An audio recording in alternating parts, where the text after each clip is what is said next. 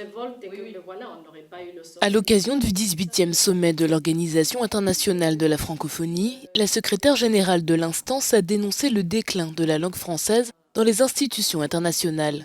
Lors de l'événement qui s'est déroulé ce week-end à Djerba en Tunisie, Louise Mushikiwabo a exhorté les États membres à redoubler d'efforts pour maintenir l'enseignement de la langue dans leur pays et son usage dans leurs organisations. La langue française, c'est le fondement même de notre organisation. Mais on n'est pas des djihadistes de la langue. On est là pour que la langue française soit enseignée, soit parlée, soit utilisée. Nous avons aujourd'hui 32 pays africains, membres de l'organisation, 19 pays de l'Union européenne. Mais aujourd'hui, nous vivons dans un monde, tous nos États membres, à part la France, ont d'autres langues aussi. Beaucoup de pays qui étaient très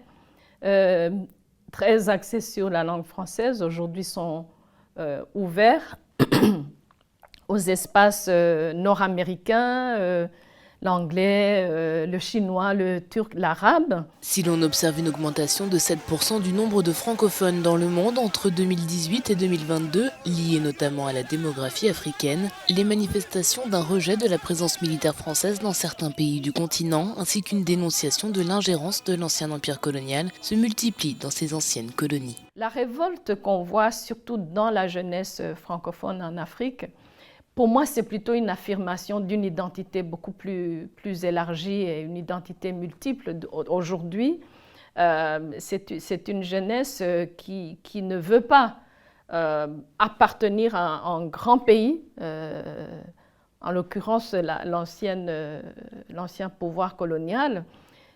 Ce n'est pas du tout un rejet de la langue française. La dernière édition du sommet de la francophonie à Erevan, en Arménie, a eu lieu en 2018. L'édition 2020 à Tunis ayant été reportée pour cause de pandémie de Covid-19.